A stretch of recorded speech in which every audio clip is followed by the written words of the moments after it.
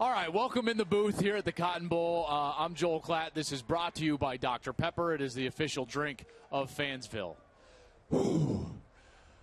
What did we just witness? My goodness, what a Red River Showdown. And just blessed to be able to be here to call it. Come on through, partner. This man had one hell of a call right there. That was incredible, my man. It is. It's wild. Hey, you too, brother. I got to tell you, there's so much to react to. I mean, just in this game, now across college football, A&M got a huge win. I mean, where to start? Let's just start with the fact that there's going to be so much talk about lots of things. Brilliant play on both sides, from quarterbacks, stars that stepped up, young players that stepped up, poor special teams play on both sides, turnovers on both sides, mistakes on both sides. But really, to me, and really there's going to be some controversy out there because the officiating, unfortunately, is going to become an issue. There was a clock issue in one of the replays with about 6 minutes or so left in the game when Ellinger went out of bounds, and they gave him too much time. And then listen, there's going to be so much to talk about. But the bottom line is this. All the pressure was on Texas in this game. It really was. Their roster was built to win this year. All right, they were a veteran team. They've got a veteran quarterback. They had the coordinators that they wanted. Everything was slated for them to win this year. And Tom Herman has told us on several occasions that he would have been really confident, sleeping really well all year long, if not for COVID and everything that's happened in the offseason. And it's just thrown a big wrench into everything. And he says that this isn't an excuse. He just says day to day, week to week, I don't quite know what I'm going to get. And that's what we saw again from Texas.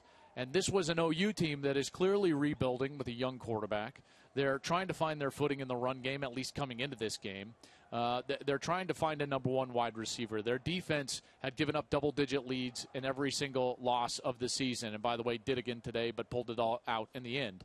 So you got this feeling that OU was rebuilding. Texas needed to win and should win, really, looking forward to potentially getting into a Big 12 championship game.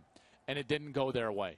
And you got to give a lot of credit to Oklahoma. So from their perspective, there were things that they had to fix coming into this game. And one was defense, clearly, in particular in the second half, and the other was running the football. And they did those things for the better part of 56, really 57 minutes in this game. They ran the ball really effectively. Their offensive line leaned on Texas. They found a back, and T.J. Pledger was kind of forced into that sole role. Marcus Major also ran the ball well, but T.J. Pledger really became kind of the focal point with Seth McGowan being out in this game. And they found a run game. They ran the ball for over 200 yards, 209 yards on 54 carries. So they did a nice job establishing that run game, which they had to do. The defense had to improve based on what we had seen in the previous weeks, and they did. They had a great pass rush. They were covering better. Unfortunately for them, it went the opposite direction there in the end. And Ellinger was able to come back. They find themselves in overtime. It had to feel demoralizing, and yet they still pulled out the win. I'm still trying to kind of wrap my head around the fact that Texas had all the momentum. I thought, they're going to go into overtime and they're going to win this game. And OU fought back. This young team fought back. If I was a OU fan, I would be as proud of an OU team as I have been in a long time for the way that they fought back. Are there problems? Sure. Are there things to question? Sure. Is it going to be a playoff appearance team? Probably not. But you've got to be impressed, OU fans, with the way your young team battled back, and in particular your quarterback. He was kind of the epitome of what OU was, right? He bounces back from a poor first half, and he's able to go out there, and I thought he played really well in the second half, and he made huge plays, in particular in overtime. The ball to Stoops, I believe, was in the fourth overtime. I'm kind of losing my mind, but it was sensational. So OU fans, I'd be proud of that team. They fought. And even when it looked like the momentum was going to go all the way down the hill and get away from them, they continued to fight and ended up winning that game. Overcame adversity. They overcame some, like I said, the officials in terms of the clock problem. in one of those replays, and they were able to get a win. For Spencer Rattler specifically, Rattler got better today, and I saw some of the growth that I really wanted to see from him, in particular when it comes to late game play and crunch time play. Namely, he just started taking what the defense gave him. He said after the game in our interview, I just went out there and trusted my reads, trusted the offense. That's what you have to do as a quarterback. You don't have to force yourself on the offense. The offense will come to you.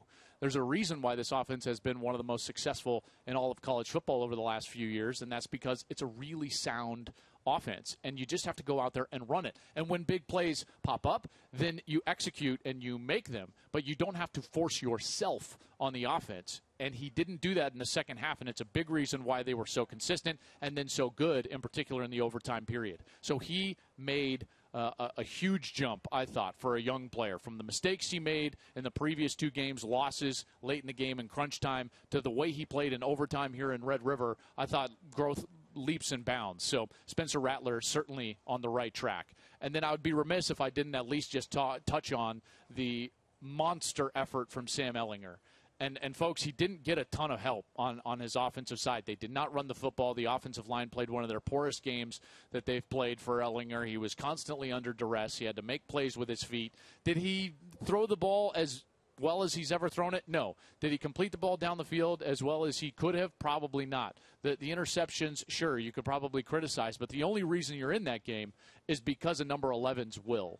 And you know, someone had to lose, unfortunately, in a game like this, and this time it's going to be Texas, and they're going to be absolutely crushed by this loss. Two losses in a row in a year in which they thought they were going to compete for a Big 12 title, so certainly disappointing there in Austin, and more specifically for their senior quarterback, Sam Ehlinger. Around the country, hey, Aggie fans, you've got to be thrilled with what happened down in College Station. Jimbo Fisher getting that big marquee win. They beat Florida. Kyle Trask and Kyle Pitts came in. I was very high on Florida, and A&M took that next step. That's what they've needed, right? I mean, they didn't look great, in particular in the second half against Alabama, and now they step up and they beat Florida, and they played a really solid game. Kellen Mond played well, and this A&M team needed one of those program-building wins, and now the Aggies get it there. And the SEC, by the way, get ready for more of this, because I just think that no team, maybe Alabama can, but no team is, at least in my estimation, going to be able to roll through that schedule unscathed. 10 games in the SEC is just going to be too much. You look at what Florida is going to have to do over the next couple of weeks. You look what Georgia is going to have to do over the next couple of weeks. So Florida, everything is still in front of them, but a huge marquee win for Jimbo Fisher and that A&M program. That's going to do it for us here at the Cotton Bowl. I know it felt different. I certainly wish that this place would have been filled up. But what a football game. I'm proud of all of those players that played out there. Yes, there were mistakes, but, man, that was a sensational game to watch. I hope you enjoyed it as much as I did. This has been In the Booth. I'm Joel Klatt, and it's brought to you by Dr. Pepper. It is the official drink of Fansville. For the best access, perspective, and personalities in all of sports, follow us at Fox Sports on Twitter, Facebook, Instagram, and YouTube.